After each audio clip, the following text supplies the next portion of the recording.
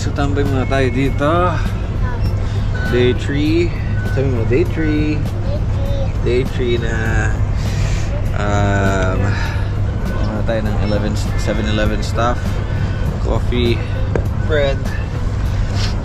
And nandito na tayo sa station kung saan natin i-meet up yung tour guide kasi today we're going off on a tour.